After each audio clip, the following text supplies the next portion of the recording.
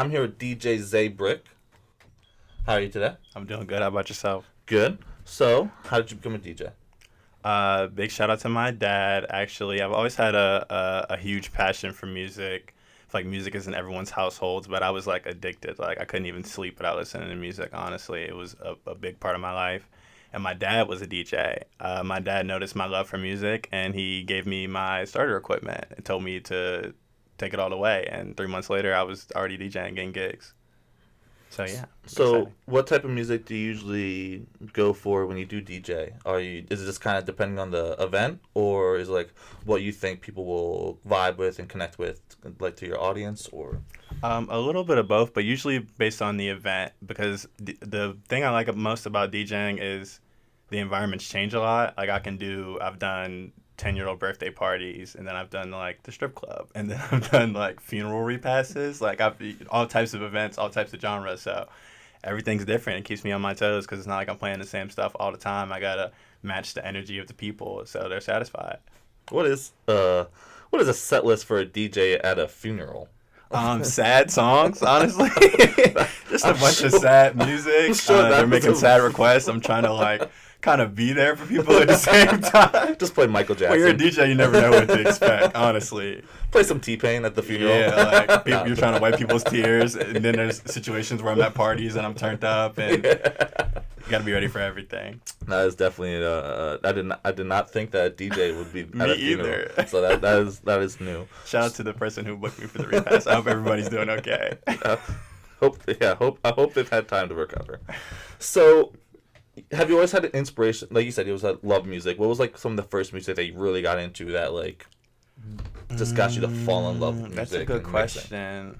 I wonder where I started. I want to say my first favorite artist was Michael Jackson. Of course. When I was a kid, I was watching like remember the music choice videos where you'd go like into the channel guide and like pick the videos out. I watched all of Michael Jackson videos one day, and then the Man in the Mirror video made me cry. Even as a young kid, I was like, "This is so powerful." That's when I knew music was like moving to me, because some people don't even care about songs that heavy, and I'm sitting there crying. I'm like 8 years old crying to Michael Jackson videos. Like it was different. Questioning a little bit. yeah. Like, but I've always been passionate about it, so it made sense. I didn't see it coming when I was young, but I'm glad I started. So when you listen to music, does it help you vision things? Does it help you clear your head? Is this something like you go to escape, and that you hope to have that impact with other people when you do events? Absolutely. I feel like music is like the most healing art form. You don't have to know who's singing the song. You don't have to know their background. If it sounds good and it makes you feel good, then that's all you have to worry about in that moment. So I feel like that's how it always has been for me. If I'm sad, I'll listen to sad music. I'll lean into it. If I'm happy, happier. If I'm in a more of a workout mood, more turned up stuff, they have music for everything. Mm-hmm. Yeah, I definitely go through my genres of music depending on the vibe of just how I'm feeling throughout the day, or even like the season. You know, like kind of. Right. For me, it's I kind of even have it. So mornings, I like to keep it. Sometimes older country, I like it because some about mornings older country just hits. Then it's like those vibes fit probably over a cup of coffee. Yeah, for sure. And then it's like noonish to about 6 to 5. It's like kind of like an alternative rock or kind of rock. And then it's like anything after that, I listen mainly to rap and hip hop. Unless I'm working out or playing basketball or something. Right, but, like that's kind of how like my flow of music goes throughout the day. You know, just something. But with me, it honestly like I'll have phases where I'm listening to just rock and then just rap or jazz, like 70s, 80s jazz. I'll get in like little pockets where that's just all I'm listening to for that time being. But if you really want to know how somebody's feeling emotionally, just ask them what song they played. What's your playlist like today? Yeah, asking them how they are, they'll be like, I'm great, but ask them what they played. Then that'll really show you how they're feeling. Yeah. I do kind of miss, especially I feel like with music nowadays, especially rap and hip hop. I kind of miss because we were listening to older rap and hip hop.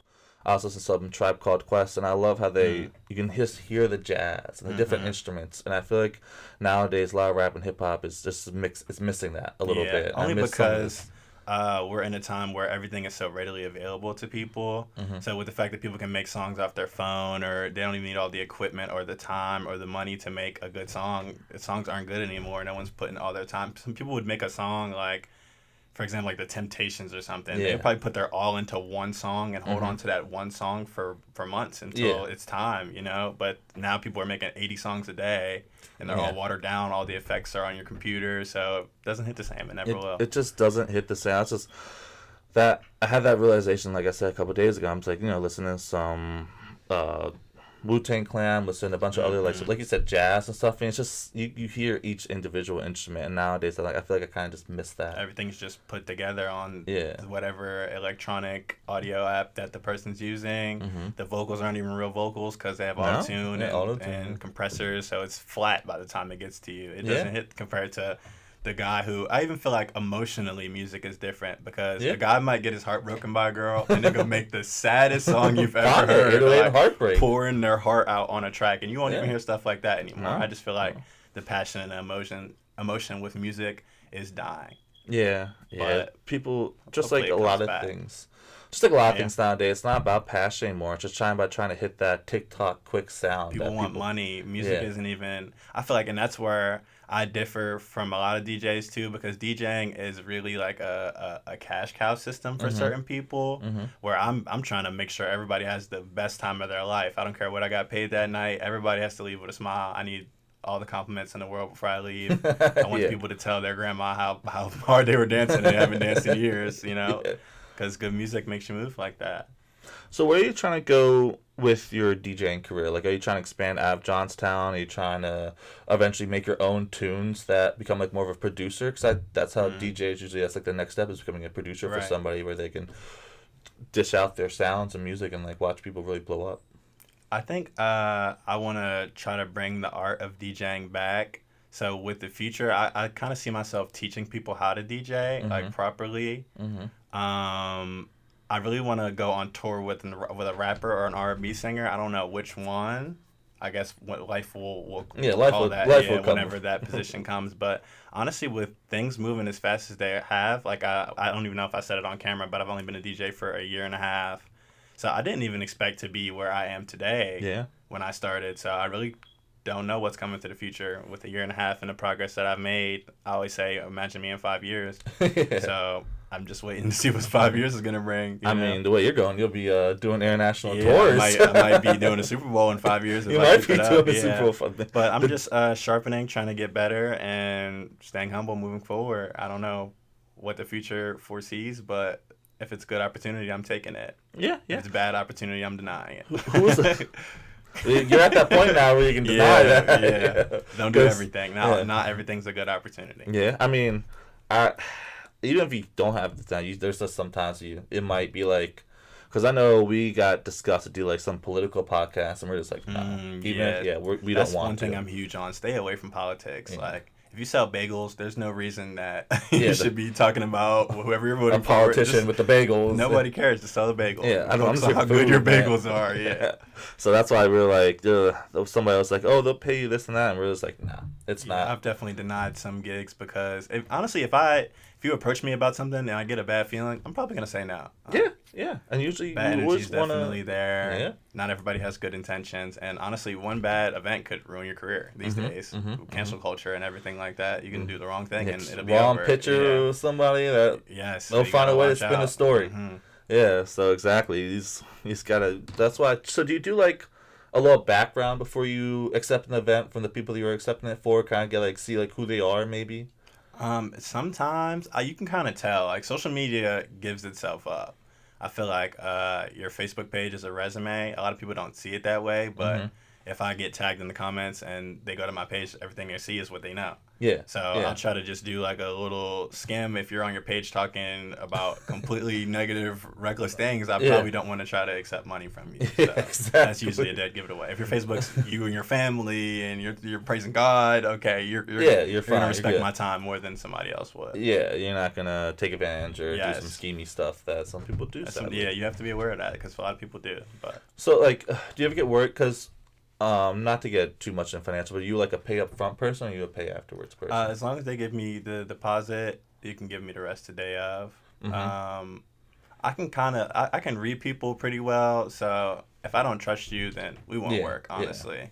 If you don't seem like you're professional and you'll value my time, Yeah. But honestly, the worst events that I do have are the ones I do for free. If I were to show somebody love and do it for free, they don't value your time because they're not paying for it. Yeah, So, yeah, and then they get real critiquey. Yes. Yeah, Yes. they'll And be it's like, like- you didn't give me anything to be here. Yeah, like you you got got. to say. I'm here at my But- good free will, and you're here acting, make me work harder than I've Right, worked for cash. Right, yeah. People don't understand what goes into DJing either because Yeah. it's not like I'm just coming to play music and leaving. I got to set all my equipment up. I got to make sure I'm there on time. I'm doing a set for if you guys book me for something, I'm doing a set for just you guys. I'm not going to recycle songs that I did from last week. Yeah. I'm going to make sure that your experience is great. I'm going to ask you what artists you like. Like, I try to really cater to somebody if they're giving me.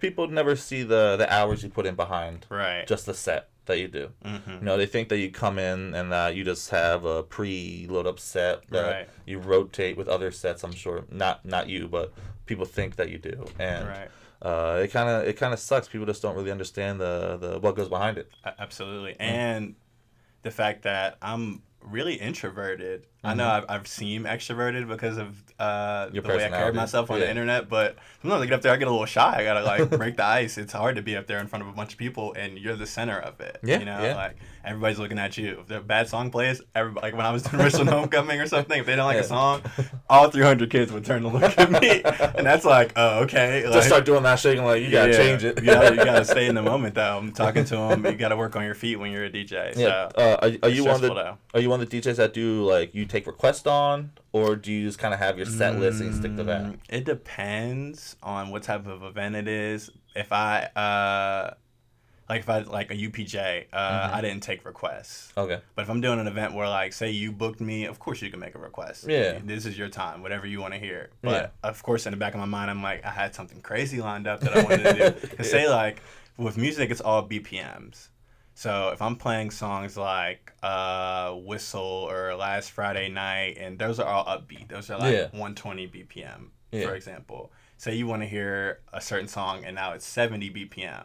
I'm mixing all these songs that are the same tempo, and now I have to go super slow. Yeah. And then work my way back up for it to sound good. Because if I'm just going back and forth, you'll be like, now I want to dance slow. Yeah. Now I want to dance fast. You can't be everywhere. Yeah, people jumping to slow dance and back to jumping. So requests are weird. Please, if you don't have to make a request, don't make it. If you're gonna make a request, make it good. Like make the crowd like it. Yeah. People request songs that only they would want to hear, and you can tell usually. Even if you're not the DJ, you're at an event, you'll see somebody walk up to the table. One song will play, they'll dance, and nobody else will. People kind of confused. Yeah, people are like, he was doing good until then. It's bad because the blame goes to you. Yeah. Yeah. Like even when I was at high school, kids are requesting like crazy songs, like vulgar songs. I'm like, I can't play that because they're gonna look right at me. They're not gonna be like, "Hey, what kid requested that?" Yeah, like what? This DJ's playing what? For yeah. So they're playing WAP. Requests make everything weird, because you might want to hear a certain song. Then that person's always mad. They never understand. They're like, "You don't play my song, like you're rude." Do you ever get the weird meme songs? Ever get asked to play every now and then? A song that I really get requested a lot. That's funny. You wouldn't expect to hear outside. People want to hear Veggie Dance a lot. I don't know if you've ever heard of it. No. It's literally like a song for kids. It's by Gracie's Corner. Okay. And it's like it's literally singing about vegetables, but it's over like a hard beat. Oh, okay. But you guys have to listen to it. People will request that song a lot, and it's literally like asparagus. Hey, like it's a funny song. I'm not gonna. I might be one of those people that walk up and be like, "Hey, play Fruit Salad by the Wiggles." You know. Let's get. And honestly, going. Depending on the vibe, I might just play it. Funny songs are good to play because they lighten the mood. Yeah, they definitely. It's not too serious, and the people who are trying not to have fun, you have to have fun now because if you hear Fruit Salad, how do you just keep a straight face? I'm gonna go to a funeral with the DJ, be like, play Fruit Salad. Let's light this funeral. I'm taking my equipment apart. I'm at a funeral and they're like, hey, can you play? Let the funeral up. My grandma really loved Fruit Salad before she passed. Can you play that? I'm like, listen, I don't know if I can do that for your grandma. I'm good. It's in her will. Yeah. That's great. You get a computer, you play it, and I won't be involved. But speaking about your online personality, how you said that your Facebook and your social media is like a resume. I have seen you make a lot of posts recently about Johnstown. You do feel like you are a voice of Johnstown. I've seen it. You definitely do get a lot of interactions and you've had a lot of impact. I know you've DJ'd at a lot of events like the one in the park for back to school. The back to school event with Hope for Johnstown. Shout out my guy Quan Britt. And I've seen you do a lot of the farm festivals? I do the farmers markets. Mm-hmm. I actually have one this Friday, and then the Friday after next too. And then they're gonna stop it. So Yeah, after this, because it's gonna be too cold. I would like to. Speaking of the things I do for community, I would just like to kind of roll off some of the stuff that I've done in Johnstown in the past year and a half. I want to say the first gig that I did that was a big deal was when I did the Juneteenth event at People's Natural Gas 2023.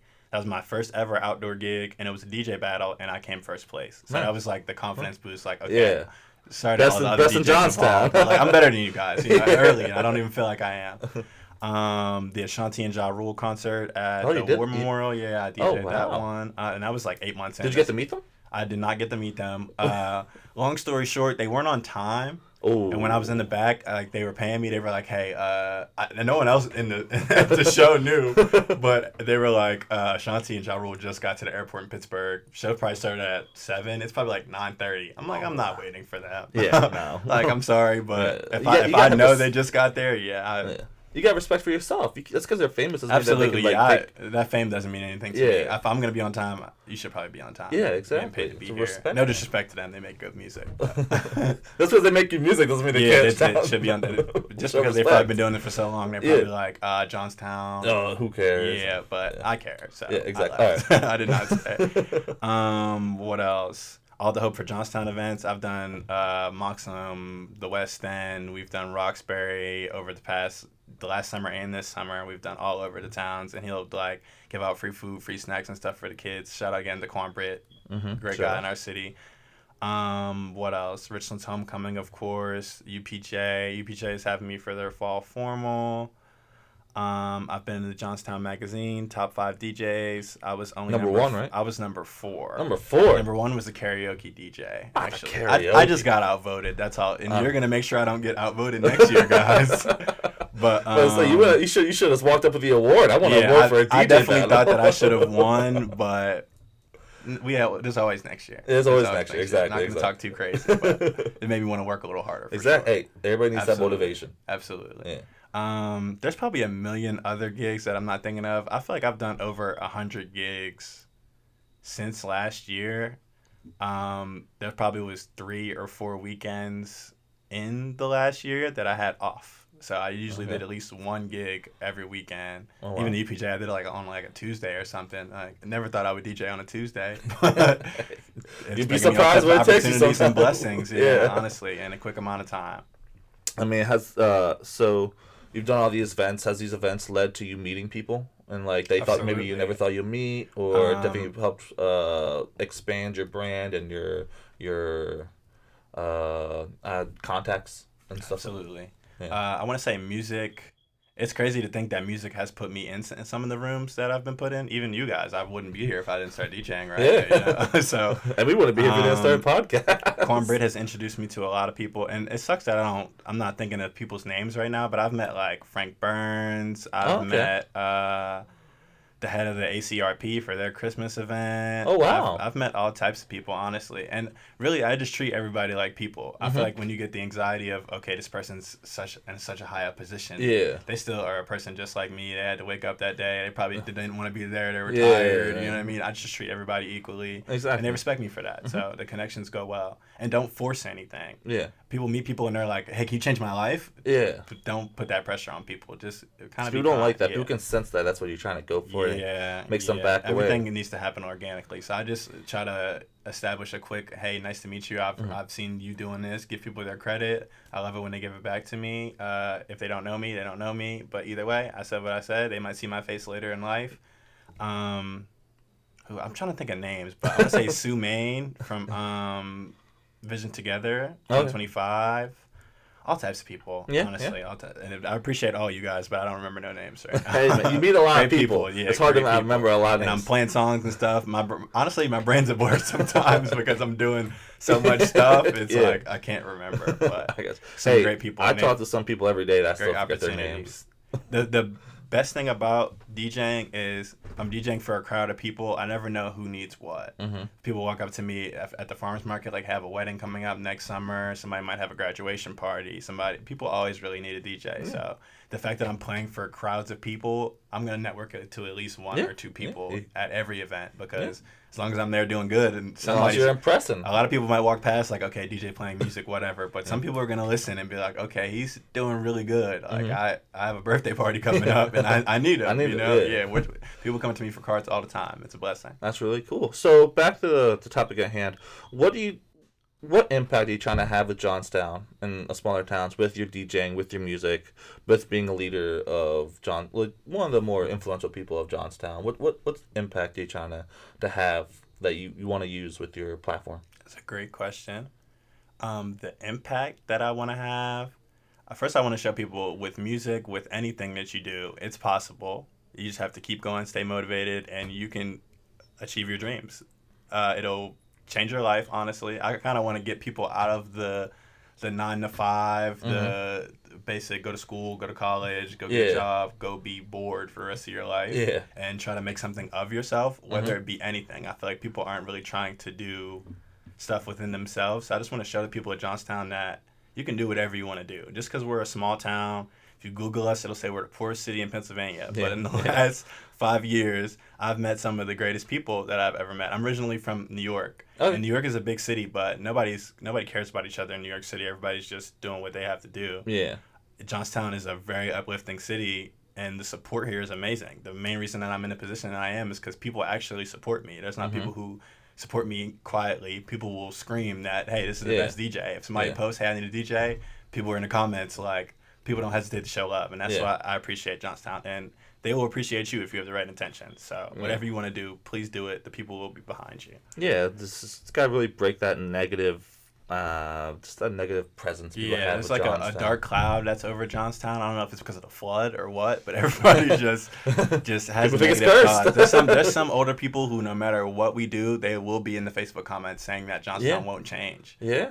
Forget those people. I know. The change is happening. They're gonna die. Yeah, the change is happening right in front of our eyes. If you're on the internet all the time and you're not paying attention to what people are actually doing, you're never gonna see the positive changes. But being a DJ and being at the community events that Quan Britt will pull together, or doing stuff for the YMCA with Ann Gutsky, or you can see that people are trying. They're really trying to make a change for our city. So trying to educate into people. That. Please assist with the change that we're trying to make, because I think in 5 to 10 years, Johnstown will be a completely different place. Yeah, I mean, it definitely. Even the businesses and everything has changed so much since I moved here in 2013 or 14. Strange place when I first moved here. It just felt like nobody liked each other, nobody liked anything. But now people are trying for each other and themselves. So. Yeah, we've seen that since doing the podcast. So much people have supported each other. Have like Grind Hard supported us, and Tyler Wright's also supported us. And you see them, come together, and they are friendly. It's not too much divide that maybe people of the past have seen, and it's just. Some of the older people are kind of stuck in that way, stuck in that type of thinking, because maybe they tried and they didn't succeed, so they just have that negative type feel, when it's like a lot of younger people are really trying to make a difference, make their own, like you said, break that 95 cycle. And with all the technology and advances we have nowadays, you can do anything. You can do anything. It's not as hard and as expensive as in the past. Like, imagine probably trying to do DJing in the past. Oh my goodness, I would hate bringing records to an event. Like when DJs had to bring a bunch of records. Can you imagine somebody makes a request and you got to change the record? I would hate my job. You gotta take out that crate and go through it. Right, that'd be so much. Before I forget, hate to interrupt. No, first off, subscribe to Small Town Johnstown channel. Thank you.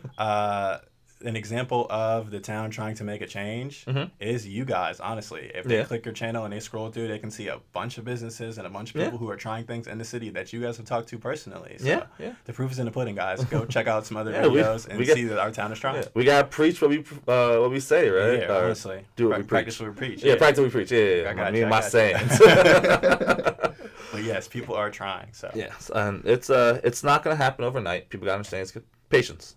We're not gonna be as successful like you overnight. Listen, and patience. I'm blessed to even grow as I grow, because I'm sharpening my sword as I'm expanding. As people are learning about me, I'm learning about me. I'm still learning how to DJ when I'm doing the Shanti and Ja Rule show. You know? But I'm just blessed with the fact that I have support. And if I was anywhere else, I wouldn't have had this support this fast. If I was trying to DJ out of New York City, it might have took me 2 years to get some notice, because it's a lot hungrier and nobody's trying to uplift each other. So Johnstown is an example. If you're doing the right thing, they will help you shine. Yeah. They'll get behind you and they'll see the the sun, positive. The city has a lot of potential. It's just, this takes a town to tap it. It's like, So you can't just please be make one the change. person. If you're the person who is ready to put a negative comment on this post because you don't have any optimistic thoughts, you're stopping the town from growing. Don't stop the town from growing. Anybody with any idea that's positive, please push and uplift it. I want to say 1 million, but hundreds of people who are trying things in our town. Hopefully we can get 1 million. But I don't know if we'll ever have 1 million. It's always crazy looking at the fact that Johnstown used to be like a big city. Like Roxbury used to be an amusement park. Yeah. Like Johnstown used to be like a striving city. Yeah. But we watched the one Slapshot, and the downtown looks a lot more lively than it does now. It's like downtown.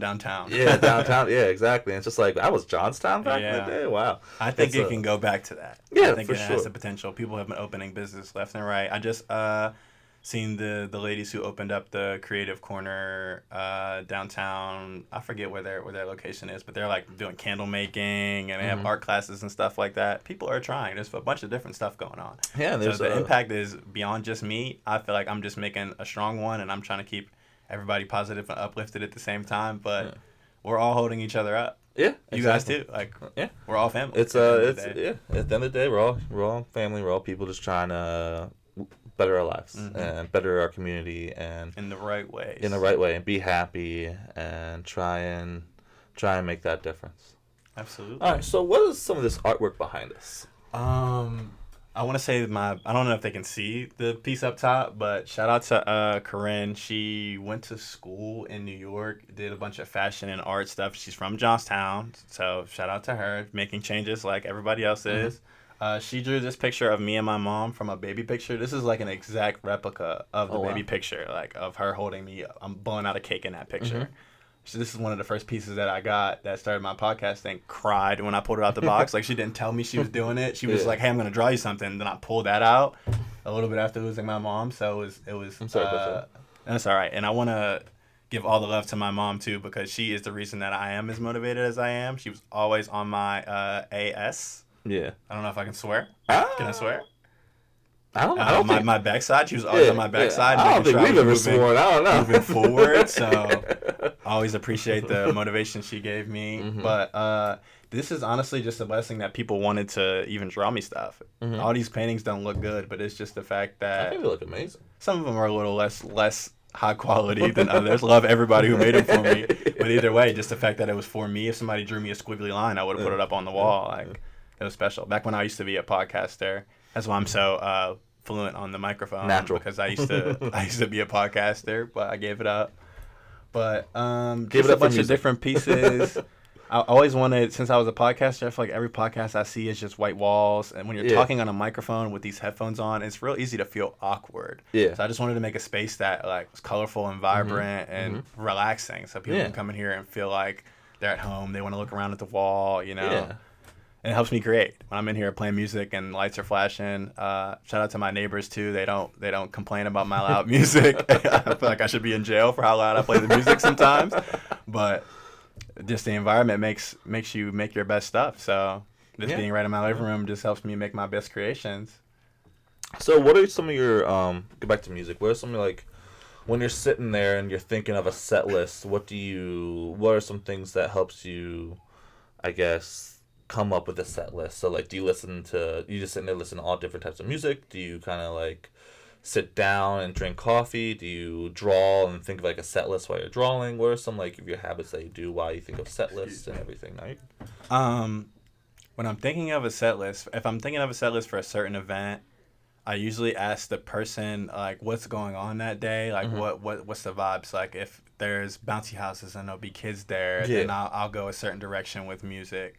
If we're doing a wedding, but the wedding's kind of fun, you know, they wanna hear "Yeah" by Usher at a certain point in time, you know, I'm gonna go more towards that direction. I usually just try to ask whoever is having me, maybe what's some of your favorite artists, some songs you like to hear, because then that gives me a guideline of all right, they like stuff like this, so they're like, if they like can't even think of an example. I listen to so much music. Yeah. Say like they're listening, they want to hear Nelly hot in here, I'm gonna know that they want to go more 2000s hip hop fun songs. Like they might not even want to hear a verse. They might just want to hear catchy hooks the entire time to sing along. There's something to dance to, something to not think of, and just gives me like a ballpark estimate. And then I just put my music ear to it. I have a real good ear for entertaining music. I feel like so.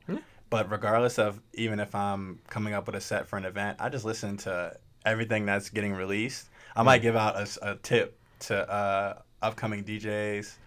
I'll actually go on the Billboard 100s.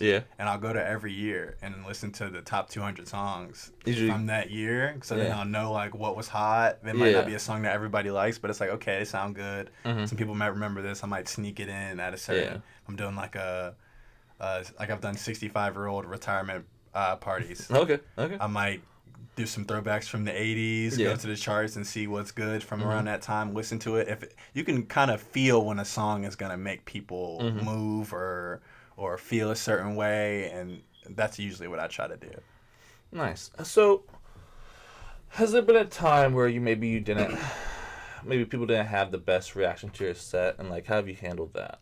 Honestly, it's a blessing that I can say no, that has never happened to me. Good. I've never gone a full set and left feeling like they didn't enjoy it.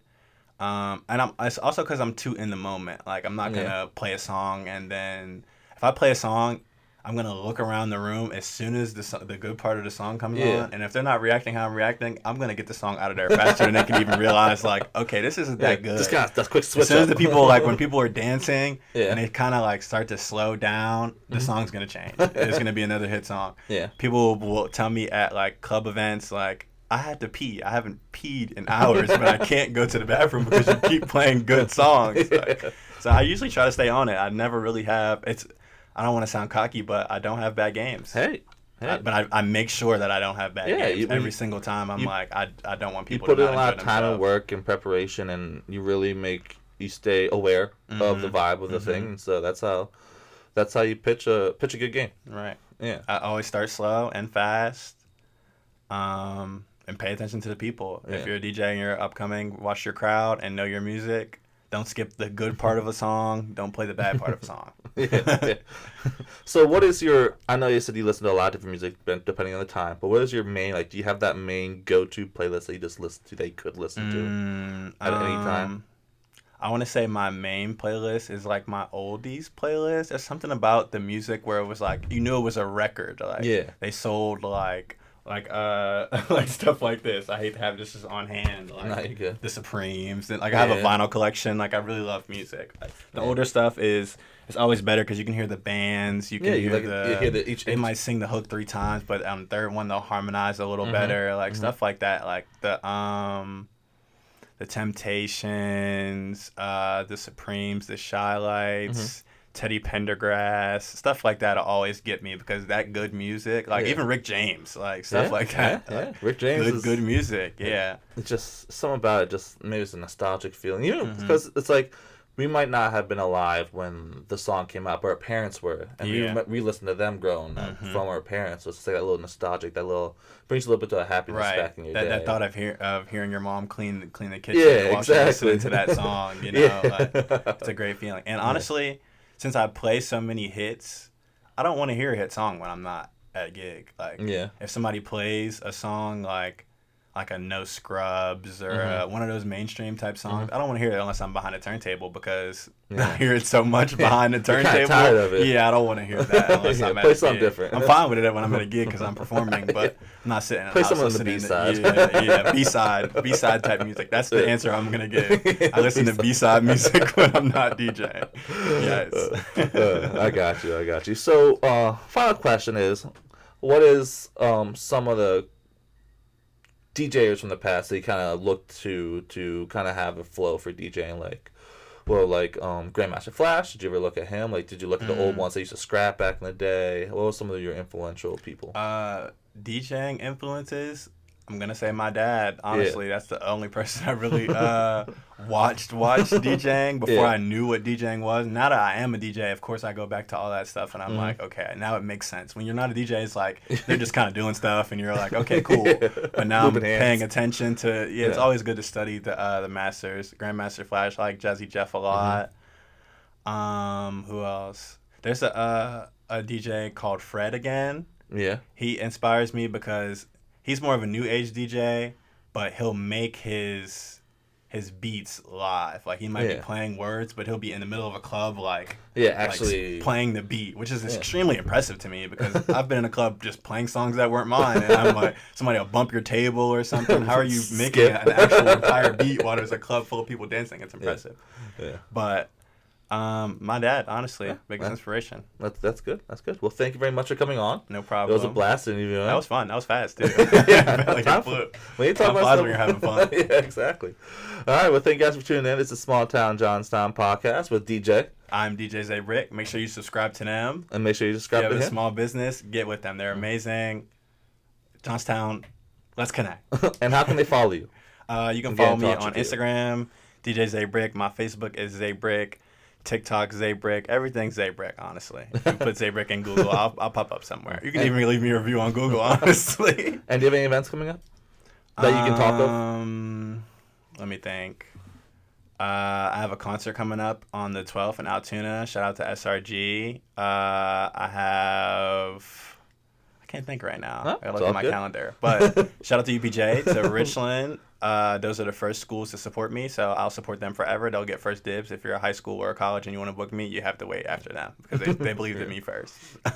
So if you guys looking for a DJ, obviously he don't miss. The best. So, I'm the best. He's a Jordan. All right, he's like or LeBron, depending on how old you are. Show. Book a bad DJ and then book me and then it'll show. Yeah, exactly. You'll see the difference. Yeah. Difference in quality. All right, well, thank you guys for tuning in. That's the end of our podcast. Hope you guys have a good listen. Hope you guys had a good day, and thank you very much for coming on again. Appreciate you, my guy. All right.